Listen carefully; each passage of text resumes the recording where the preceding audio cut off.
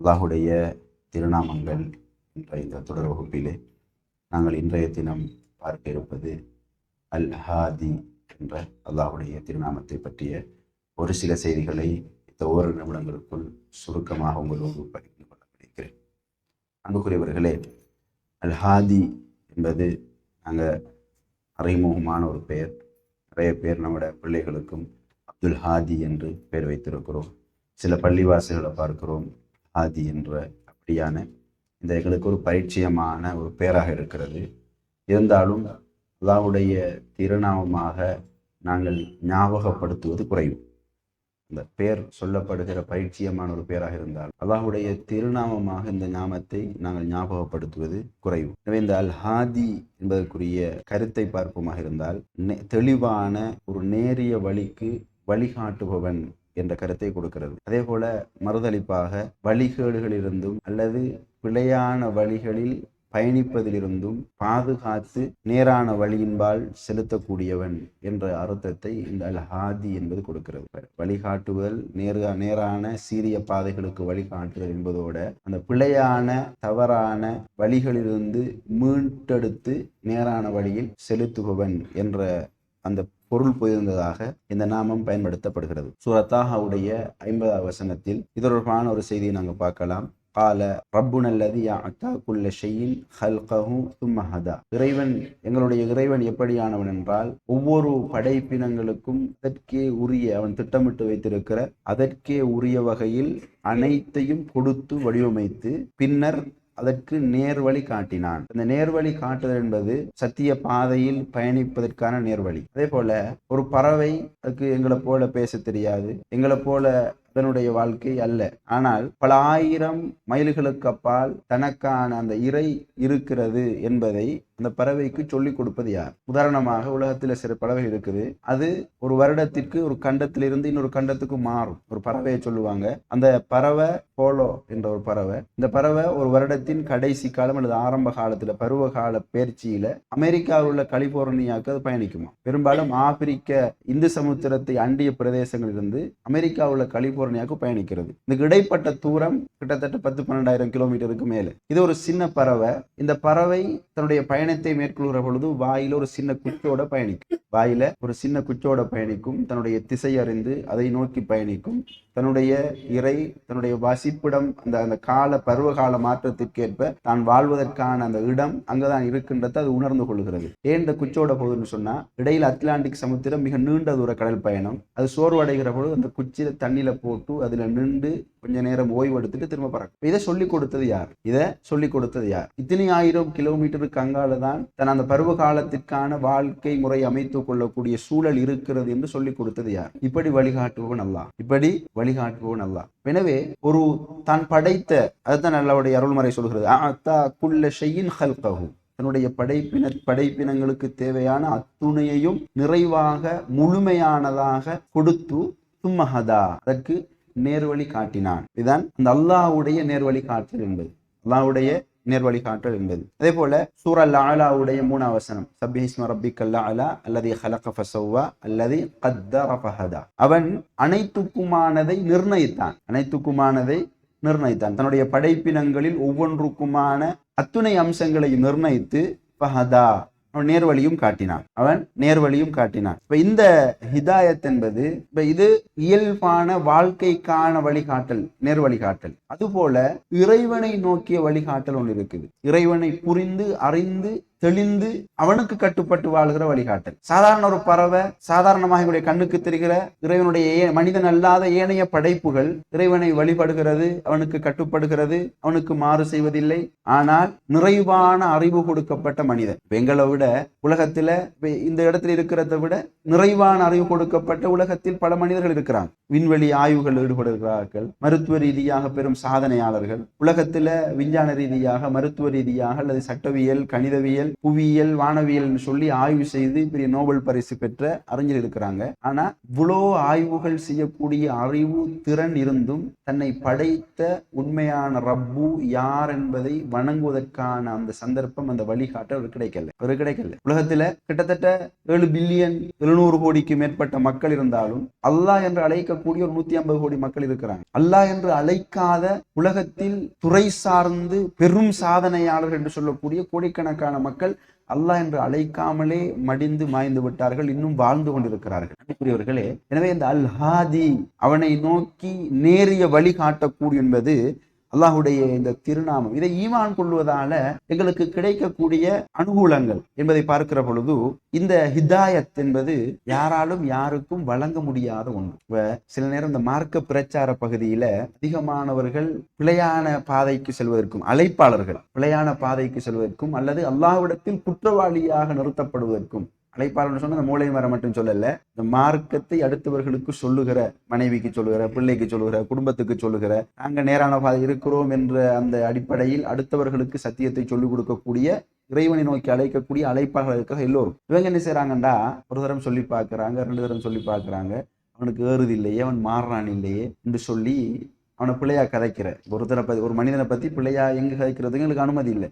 நாங்க சொன்னதை கேட்கலன்னதுக்காக பிள்ளையா கதைக்கோ மேலாது. நேரம் அவர் இதுக்கு புறவின் திருந்த மாட்டான் என்று முத்திரை குத்துகிற இப்படியான நிறைய நிகழ்வுகள் இருக்குது. அன்புக்குரியவர்களே, எங்களால் நேர்வழி கொடுக்க இயலுமா? எங்களால இப்ப தொழுன்னு சொல்றோம், அவனை தொழுகையாளியா எங்களால மாத்த இயலுமா? இணை வைத்தல விடுன்னு சொல்றோம், அவனை இணை வைத்தல விட்டு தௌஹீதுல உள்ள ஒரு ஆளாக நம்மளால மாத்த இயலுமா? இந்த நேர்வழின்றது நாம கொடுக்க முடியாத ஒன்று, யாரும் யாருக்கும் கொடுக்க முடியாத ஒன்று. அல்லாஹுடைய தூதருக்கு அல்லாஹ் சொல்கிறான், நபியே, நீங்க விரும்புறாக்களுக்கு இந்த நேர்வழியை கொடுக்க இயலாது, நீங்க விரும்புறாக்களுக்கு இந்த நேர்வழியை கொடுக்க இயலாது. வலாக்கின் அல்லாஹ், எனினும் அல்லாஹ் தான் யஹ்தி மன் யஷா, தான் விரும்புவர்களுக்கு நேர்வழியை கொடுக்கிறான். சுப்ஹானல்லாஹ். இதுக்கு நாங்க சுஜூத் இருக்கணும். அல்லாஹ் எங்களுக்கு தந்திருக்கிறான். சத்தியத்தை ஏற்று அவனை வழிபடுகின்ற மக்களாக, அந்த ஹிதாயத் பெற்றவர்களாக எங்களை ஆக்கி வைத்திருக்கிறான். எனவே அல்லாஹ்வுடைய தூதருக்கு அல்லாஹ் சொல்கிறான், நீங்க விரும்புகிற ஆட்களுக்கு நேர்வழி கொடுக்க இயலாது. எனவே இது உள்ள ஈமான் என்பது நபிமார்களுக்கு சொன்ன செய்தி என்ன, அல்லாஹ்வுடைய தூதருக்கு சொன்ன செய்தி என்ன, தெளிவாக சொல்லுதல் உங்களுடைய கடமை. அதை ஏற்று நடக்கிற அந்த மனோபக்குவம், ஹிதாயத் என்பது அது என் புறத்திலிருந்து அவனுக்கு கிடைக்க வேண்டும். உமா அலைனா இலை பலாகுல் முபீன், தெளிவாக சொல்லுதலை என்று எங்களுக்கு வேற பொறுப்பு இல்லை. நாங்க ஒரு விடயத்தில் சத்தியத்தில் தெளிவில் இருக்கிறோம் என்றால் அடுத்தவர்களுக்கு தெளிவாக சொல்லுவது, சொல்லிக்கொண்டே இருப்பது எங்களுடைய கடமை. மாறுறது, அந்த சொன்னத்தை ஏற்று நடக்கிற அந்த மனோபக்குவம், இந்த ஹிதாயத் என்பது அவனுக்கு அல்லாஹ்வின் புறத்திலிருந்து அவனுக்கு கிடைக்க வேண்டியது, அல்லாஹ்வின் புறத்திலிருந்து அவனுக்கு கிடைக்க வேண்டியது. அல்லாஹ்வுடைய தூதருடைய அருமை தோழர் உமர் ரலியல்லாஹு அன்ஹு அவர்களுக்கு எப்படி ஹிதாயத் கிடைச்சது? நபி அவர்களை கொல்றதுக்கு வாளோட வந்தவர், நபி அவர்களை கொல்றதுக்கு வாளோட வந்தவர். சில மனிதர்களுக்கு, சில ஆய்வாளர்களுக்கு தன்னுடைய ஆய்வின் முடிவு அவங்களுக்கு நேர்வழியை கொடுத்து, அவங்களுக்கு யாரும் போய் அல்லாஹ்வை ஞாபகப்படுத்தி பிரச்சாரம் செய்யல. எனவே அல்லாஹ் யாருக்கு எந்த சந்தர்ப்பத்தில் எப்படி ஹிதாயத் கொடுப்பான் என்று தெரியாது.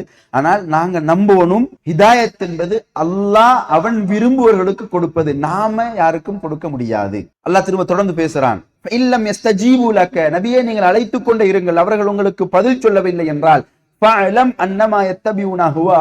நீங்கள் அறிந்து கொள்ளுங்கள், அவர்கள் அவருடைய மனோ இச்சைகளை பின்பற்றிக் கொண்டிருக்கிறார்கள். யார் தன்னுடைய மனோ இச்சையை பின்பற்றுகிறானோ அவனை விட வழி தவறியவன் வேறு யார் இருக்க முடியும் என்று சொல்லிவிட்டு, இன்னல்லாஹ லா யஹ்தில் கௌமல் ஸாலிமீன், வழி தவறிய சமூகத்திற்கு அல்லாஹ் நேர்வழி காட்ட மாட்டான். நேர்வழி காட்டுவது என்பது அல்லாஹ்வுடைய பொறுப்பு, இதை ஈமான் கொள்றதுல. அதே நேரம் இதை பல சந்தர்ப்பங்கள்ல அல்லாஹ்வுடைய தூதருக்கு அல்லாஹ் தெளிவுபடுத்தினான். இப்படி ரசூலுல்லாஹி ஸல்லல்லாஹு அலைஹி வஸல்லம் அல்லாஹ்வுடைய அருள்மறை சொல்கிறது, வ இன் துதீவு தஹ்தது வமா அல ரசூல் இல்லல் பலாகுல் முபீன், அவர்கள் வழிபட்டால் நேர்வழி பெறுவார்கள். ஆனா அல்லாஹ்வுடைய தூதருக்கு தெளிவாக சொல்லுவதை என்று வேற எதுவும் இல்லை. அல்லாஹ்வுடைய தூதருக்கு அல்லாஹ் தெளிவுபடுத்துகிறான். சில நபிமார்களுடைய வாழ்க்கையை பார்த்தோமா இருந்தால், நபி நூஹ் அலைஹிஸ்ஸலாம், நாங்க ஒரு தரம் 2 தரம் மனைவிக்கு, பிள்ளைக்கு, சகோதரர்களுக்கு, உறவுகளுக்கு சொல்லி போட்டு இவன் நாசமா போயிடுவான், கேட்கவும் மாட்டான், உண்டு மாட்டான்னு சொல்லி நாங்க சலிப்படைஞ்சு போறோம். நூஹ் அலைஹிஸ்ஸலாம் எத்தனை வருஷம்? 950 வருஷங்கள் தன்னுடைய உம்மத்தை அழைத்தார், தன்னுடைய மனைவியை அழைத்தார், தன்னுடைய பிள்ளைகளை அழைத்தார். நூஹ் அலைஹிஸ்ஸலாம் மனைவி இஸ்லாத்தை ஏற்றுக்கொள்ளல, பிள்ளை இஸ்லாத்தை ஏற்றுக்கொள்ளல. அல்லாஹ் தஆலா காவிர்களுக்கு உதாரணமாக 2 பெண்களையும் மூமின்களுக்கு உதாரணமாக 2 பெண்களையும் குர்ஆன்ல சொல்றான். லரபல்லாஹு மஸலன் லில்லதீன கஃபரு, காவிர்களுக்கு உதாரணமாக 2 பெண்கள் யார் யாரு? இம்ரஅத்த லூத்தின், இம்ரஅத்த நூஹின் வ இம்ரஅத்த லூத்தின். 2 நபிமாருடைய மனைவிமார்கள். லூத் அலைஹிஸ்ஸலாத்துடைய மனைவி, நூஹ் அலைஹிஸ்ஸலாத்துடைய மனைவி. இதாத் கொடுக்கல அல்லாஹ். நபியாக இருந்தும் ஒரு நபிக்கு கொடுக்க முடியுமா இருந்தால் நூஹ் அலைஹிஸ்ஸலாத்துடைய மனைவிக்கு நூஹ் அலைஹிஸ்ஸலாம் கொடுத்திருப்பார், லூத் அலைஹிஸ்ஸலாத்துடைய மனைவிக்கு லூத் நபி கொடுத்திருப்பார். ஆனா அல்லாஹ் கொடுக்கல. அதே போல ஈமான் கொண்டவர்களுக்கு உதாரணமாக அல்லாஹ் சொல்லுகிற 2 பெண்கள், உலகில் நான் தான் கடவுள், என்னைத்தான் வணங்க வேண்டும், ஆனா ரப்புக்குமுல் அலா, நான் தான் உயர்வான இரட்சகன் என்று சொன்ன ஒரே கொடியவன் ஃபிரௌன். அவன் சொன்ன மாதிரி நான் மட்டும்தான் கடவுள், என்னை மட்டும் வணங்க வேண்டும் என்று உலகத்தில் வந்த எந்த ஆட்சியாளர்களும் சொல்லல. ஆனா அவனுடைய மனைவிக்கு அல்லாஹ் ஹிதாயத் கொடு, பிறனுடைய மனைவிக்கு அல்லாஹ் ஹிதாயத்தை கொடு. அன்புக்குரியவர்களே, அல்லாஹ்வுடைய தூதருக்கு அல்லாஹ் சொல்லுகிற செய்தி என்ன? அவர்கள் வழிபட்டால் நேர்வழி பெறுவார்கள், ஆனால் நபியே உங்களுக்கு தெளிவாக சொல்லுவதை அன்றி வேறு எந்த கடமையுமே உங்களுக்கு இல்லை. வமா குன்னா லினஹ்ததிய லௌலா அன் ஹதானல்லாஹ். அதே போல அல்லாஹ்வுடைய தூதர் ஸல்லல்லாஹு அலைஹி வஸல்லம் அவர்கள் இந்த ஹிதாயத்தை கேட்குமாறு கற்றுக் கொடுக்கிறார்கள். இப்ப நாங்க நினைக்கிறோம், எங்களோட உறவுகள் சில நேரம் நாங்க நினைச்சு கொண்டிருக்கிறோம், இப்ப நாங்க ஷிர்க்ல இருந்தோம், பித்அத்துல இருந்தோம், குராஃபாத்துகள் இருந்தோம், இப்ப விடுபட்டுட்டோம், மாறி வந்துட்டோம், இப்ப தௌஹீதில் இருக்கிறோம், நாங்க வெற்றி அடைஞ்சிட்டோம், நாங்க பாஸ். அன்புக்குரியவர்களே, இதற்கும் நிறைய உதாரணங்கள் நாங்கள் சொல்லலாம். சஹாபாக்களுடைய வாழ்க்கை இருந்தும் அல்லாஹ்வுக்காக தன்னுடைய உடல், பொருள், ஆவி அனைத்தையும் அர்ப்பணிக்க செய்து துணிந்தவர்கள். ஆனா கடைசி நேரத்தில் அவங்களுடைய அஜல் கதிர் முந்தி அவங்க நரகிற்குரியவர்களாக மரணித்த வரலாறுகளை பார். அல்லாஹ்வுடைய தூதர் ஸல்லல்லாஹு அலைஹி வஸல்லம் சொன்னார்கள், ஒரு மனிதன் சொர்க்கவாசிக்குரிய அமல்களை செய்து கொண்டே வருவான், அவனுடைய ஏடு முந்தி இறுதியில நரகத்துக்குரிய அமலை செய்வான், அவன் நரகவாசியாக மாறிவிடுவான். எப்ப எந்த சூழ்நிலை எங்களை வழிகாட்டிற்கு கொண்டு போய் தள்ளிவிடும் என்று நாம் யாரும் சொல்ல முடியாது. அப்ப அலி ரலியல்லாஹு அன்ஹுவுக்கு அல்லாஹ்வுடைய தூதர் ஸல்லல்லாஹு அலைஹி வஸல்லம் கற்றுக் கொடுக்கிறார்கள் இப்படி பிரார்த்திக்குமாறு. அல்லாஹும்ம இன்னி அஸ்அலுக்கல் ஹுதா வத்தகா, யா அல்லாஹ் நேர்வழியையும் தக்வாவையும் உன்னிடம் நான் கேட்கிறேன், நேர்வழியையும் தக்வாவையும் உன்னிடம் கேட்கிறேன் என்று அலி ரலியல்லாஹு அன்ஹுவுக்கு அல்லாஹ்வுடைய தூதர் கற்றுக் கொடுக்கிறார். திரும்ப அலி ரலியல்லாஹு அன்ஹு தன்னுடைய மகனுக்கு கற்றுக் கொடுக்கிறார். மகனே, குல் அல்லாஹும்ம ஹ்தினி வஸத்தித், யா அல்லாஹ் எனக்கு நேர்வழி காட்டு, அந்த நேர் வழியில் என்னை நிலை பெறச் செய், உறுதிப்படுத்தி விடு. நாங்க அடிக்கடி செய்ய வேண்டிய துவா, யா அல்லாஹ் எனக்கு நேர்வழி தா, இறையச்சத்தை தா, அந்த நேர்வழியில் இறையச்சத்தில் என்னை உறுதியானவனாக ஆக்கிவிடு. அல்லாஹும்ம ஹ்தினி ஃபீமன் ஹதைத். அது போல ரசூலுல்லாஹி ஸல்லல்லாஹு அலைஹி வஸல்லம் அவர்கள் ஹுசைன் ரலியல்லாஹு அன்ஹு, அலி ரலியுடைய மகன் ஹுசைன் ரலியல்லாஹு அன்ஹு சொல்லிக் கொடுத்த இன்னொரு பிரார்த்தனை, அல்லாஹும்ம ஹ்தினி ஃபீமன் ஹதைத், யா அல்லாஹ் நீ யாருக்கு நேர்வழி காட்டினாயோ அந்த நேர்வழியாளர் அவர்கள் உள்ளவர்களாக என்னை மாற்றிவிடு, அவர்களை போல எனக்கும் நேர்வழி காட்டிவிடு. நாங்களும் என்ன செய்கிறோம்? ஒவ்வொரு தொழுகையிலையும் இஹ்தினஸ் ஸிராத்தல் முஸ்தகீம், யா அல்லாஹ் உன்னுடைய நேரான பாதையின் பக்கம் எங்களுக்கு வழிகாட்டி விடு, அந்த ஹிதாயத்தை தந்துவிடு என்று நாங்கள் பிரார்த்தனை செய்கிறோம். யாரை போல? உன்னுடைய சாபத்துக்குரிய வழிதவர்களுடைய அந்த வழி அல்லாமல் சத்திய பாதையில் பயணிக்கிற வகையில் எங்களுக்கு நேர்வழி காட்டு என்று பிரார்த்தனை செய்கிறோம். அதுபோல குர்ஆன்ல அல்லாஹ் தஆலா சொல்லித் தருகிறான், ரப்பனா லா துஸிக் குலூபனா பஅத இத் ஹதைதனா, யா அல்லாஹ் நேர்வழி தந்ததன் பின்னால எங்களுடைய உள்ளங்களை நிலைகுலைய செய்து விடாதே, எங்களுடைய உள்ளங்களை அசத்தியத்தின் பக்கம் நாட்டமுள்ளதாக மாற்றி விடாதே, அசத்தியத்தின் பக்கம் ஈர்ப்புள்ளதாக மாற்றி விடாதே, அந்த உள்ளத்தை நேர்வழியில் நிலை பெறச் செய்ய அல்லாஹ் என்று பிரார்த்திக்குமாறு அல்லாஹ்வுடைய அருள்மறை எங்களுக்கு கற்றுத் தருகிறது. இந்த ஹிதாயத்துடைய நன்மைகளுடைய பிரதானமான அம்சம் அருள்மறை சொல்லுகிறது, ஃபமன் தபிய ஹுதாய, யார் என்னுடைய நேர்வழியை பின்பற்றி பயணிக்கிறாரோ ஃபலா ஹவுஃபுன் அலைஹிம் வலா ஹும் யஹ்ஸனூன், அவர்கள் அச்சமோ கவலையோ கொள்ள மாட்டார்கள். குறிப்பாக நாளை மறுமையில் அவர்களுக்கு எந்த அச்சமும் இருக்காது, எந்த கவலையும் இருக்காது. அல்லாஹ்வை சந்திக்கிற நாள், தீர்ப்பு நாள், ஒட்டுமொத்த மனித குலமும் நிலைகுலைந்து போயிருக்கிற அந்த நாளில் அவர்கள் அச்சம் இல்லாமல், கவலை இல்லாமல், அமைதியான நஃப்ஸு முத்துமையின் அமைதி அடைந்த உள்ளத்தோடு இருப்பார்கள் என்று அல்லாஹ்வுடைய அருள்முறை சொல்கிறது. அதே போல நம்முடைய வாழ்க்கையில் ஹிதாயத் நமக்கு கிடைத்திருக்கிறது என்பதற்கான அந்த அடையாளங்களில் ஒன்றாக அல்லாஹ்வுடைய தூதர் ஸல்லல்லாஹு அலைஹி வஸல்லம் சொல்லுகிறார், ஃபமையுரிதில்லாஹு ஐயஹ்தியஹு, யாருக்கு அல்லாஹ் நேர்வழியை காட்டணும் என்று நாடுகிறானோ யஷ்ரஹ் ஸத்ரஹு லில் இஸ்லாம், இஸ்லாத்தின் பக்கம் அவனுடைய உள்ளத்தை விரிவுபடுத்தி விடுவான். இஸ்லாத்தின் பக்கம் ஈர்ப்புள்ளதாக, இஸ்லாத்தை படிக்கணும் என்பதின் பக்கம், இஸ்லாத்தை நடைமுறைப்படுத்தணும் என்பதின் பக்கம், இஸ்லாத்தை வாழ வைக்கணும் என்பதின் பக்கம், இப்படி இஸ்லாத்தோடு தொடர்பான அத்துணை அம்சங்களிலும் மிகுந்த ஈடுபாடு உள்ள உள்ளமாக எங்களுடைய உள்ளங்களை அப்படியே திறந்து விடுவான் என்று அல்லாஹ்வுடைய தூதர் ஸல்லல்லாஹு அலைஹி வஸல்லம் சொன்னார்கள். இப்போ எங்களுக்கு நாங்கள் பரிசீலனை செய்து கொள்வதற்கான ஒரு அடையாளம் இது. இஸ்லாமிய அம்சங்களை கற்பதில் எங்களுடைய நாட்டம் என்ன? இஸ்லாத்துடைய அம்சங்களை நடைமுறைப்படுத்துவதில் எங்களுடைய நாட்டம் என்ன? இஸ்லாத்தை அடுத்தவர்களுக்கு சொல்லிக் கொடுப்பதில் எங்களுடைய நாட்டங்கள் என்ன? இஸ்லாத்தை பாதுகாப்பதில் எங்களுடைய முயற்சிகள் என்ன? இப்படியாக அந்த இஸ்லாத்தின் பக்கம் எங்களுடைய உள்ளங்கள் விரிவுபடுத்தப்பட்டிருக்கும் என்றால் நாங்கள் நேரிய வழியில் பயணித்துக் கொண்டிருக்கிறோம். அந்த நேரான வழியில் பயணிக்கிற அந்த பாக்கியம் நசீபாக்கப்பட்டிருக்கிறது என்பதை நானும் நீங்களும் எங்களுடைய உள்ளத்தோடு உரசி பார்த்து பரிசீலனை செய்து கொள்ள முடியும். வல்ல ரஹ்மான் அவனுடைய சத்தியத்தை சத்தியமாக ஏற்று அந்த சத்திய பாதையில் நித்தியம் பயணிக்கக்கூடிய மக்களாக வாழ்ந்து நாளை மறுமையில் அந்த சத்தியத்திலே மரணித்தவர்களாக ஆக்கி அவனை சந்திப்பதற்கு எனக்கும் உங்களுக்கும் என்னுடைய உறவுகளுக்கும் உங்களுடைய உறவுகளுக்கும் என்னுடைய பெற்றோருக்கும் உங்களுடைய பெற்றோருக்கும் அருள் செய்வானாக. வாஹிரு அல்ஹம்துலில்லாஹி ரப்பில் ஆலமீன். சுப்ஹானக்கல்லாஹு வபிஹம்திக அஷ்ஹது அல்லா இலாஹா இல்லா